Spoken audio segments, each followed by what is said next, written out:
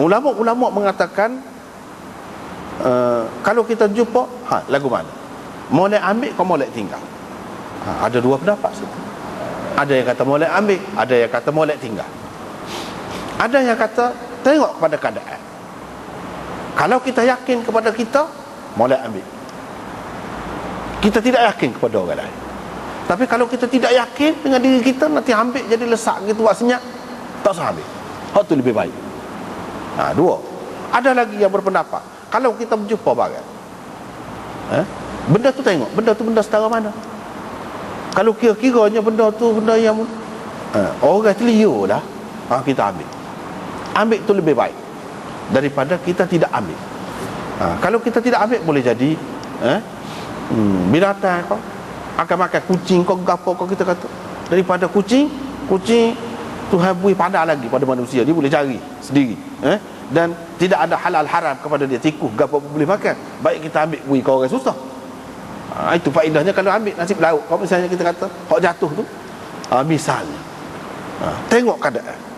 Lepas tu ulama-ulama kata ada dua macam. Tengok, kalau benda hak jatuh tu benda yang tak ada rega lah, kira-kiranya tu dia tak akan pusing balik cari. Misalnya dia kata sebab kulit buah delima. Siapa dia? Kulit buah delima. Tengah jalan kita jumpa kulit buah delima. Pas kulit buah delima, siapa dia lah mana? Di negeri hak banyak buah delima lah, negeri kita ni tak ada itu mana kan. Katakanlah kulit buah delima, mungkin satu tempat, setengah tempat tu jadi mahal pula, itu lagu lain lah ceritanya. Dalam tak ada rega. Sebab kulit buah delima tu pun banyak juga khasiat dia nya. Boleh jadi kalau orang tahu jadi berbuk juga, jadi mahal juga. Tak apalah. Ni kalau kira dalam keadaan tak ada rega, seperti kulit buah delima. Lagi contohnya seperti butir buah kemur. Butir buah kemur, kita ambil butir. Kira-kiranya tuan dia makan dia kehek gitu je. Dia tak ada paling mari dah nak kutip. Kita boleh ambil hak lagu tu. Dan tak apalah, boleh ambil, boleh guna. Kita nak makan sendiri ke, kita nak guna sendiri ke, ataupun nak beri binatang kita ke makan, sebagai makanan dia, ikutlah. Tak apa hak lagu tu. Hak orang tak say, kalau kita ingat tempat orang buat sapah tu, dia pergi kutip dalam bekas sapah tu, kira-kiranya orang tak say tu, orang tahu situ tu, tak apa. Tapi kalau hak lagu tu tidak termasuk dalam istilah sebenar luqatah ni. Sebab tu hak orang tahu, bukan hak tercicir. Hak ni hak tercicir. Hak tu hak orang tahu, cuma dia pergi kutip situ. Dari segitu termasuklah juga. Sebab luqatah ni pun luah perbahasan dia. Kalau nak kira hak asalnya hak tercicir. Lepas tu orang buat anak gapo, kita pergi kutip situ, ambil situ, termasuk dalam hak ni juga. Tapi hak tu orang buat bukan tercicir tu. Kalau nak kira dalam hak asal. Hak asal dia hak tercicir. Lepas tu pergi bahas-bahas halu-halu lagi tu, termasuk belakang tu, lagu-lagu tadi. Hak buat anak hak gapo pun termasuk dalam bab ni. Pas siapa dia nak ambil, tanggungjawab siapa, gapo-gapo semua tu adalah. Perbahasannya panjang, terutamanya dalam kitab-kitab fiqh dia bahaslah tu. Yang keduanya hak tuai dia cari. Kalau hak tuai dia cari tu, tengok keadaan. Kalau hak tuai dia cari tu, tengok keadaan sebab tak adil lah. Kalau benda tu mahal,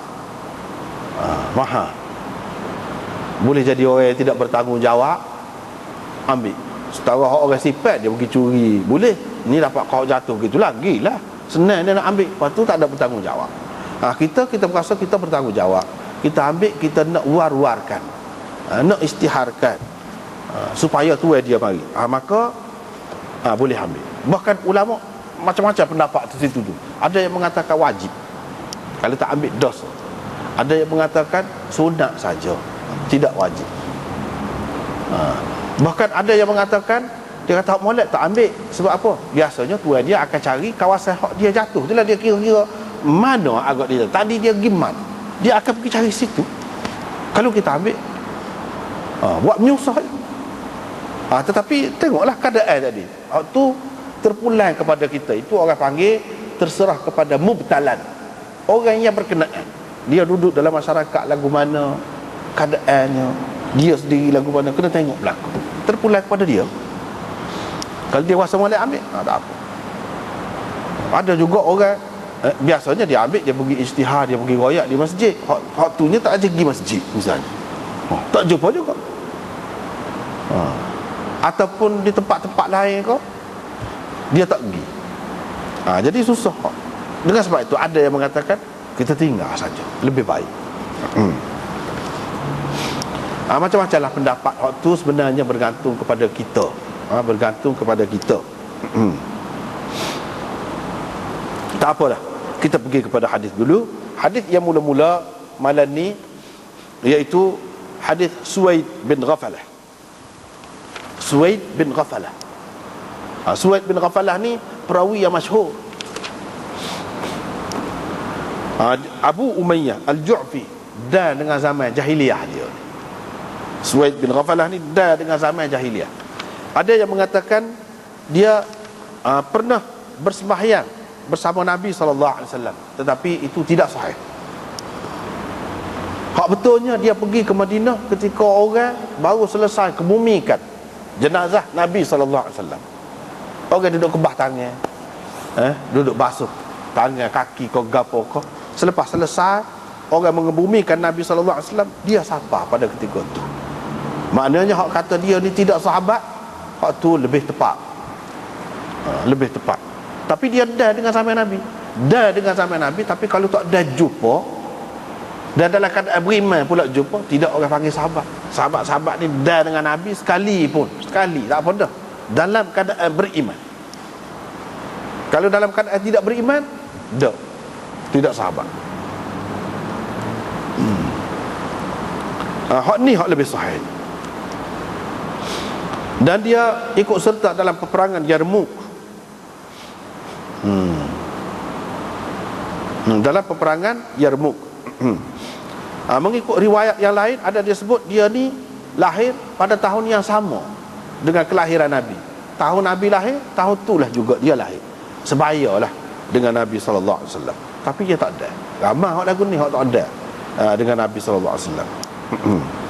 Dia kata, cerita dia lah ni, pernah aku pergi berperang bersama Zaid bin Suhan dan Salman bin Rabi'ah. Zaid bin Suhan dan Salman bin Rabi'ah.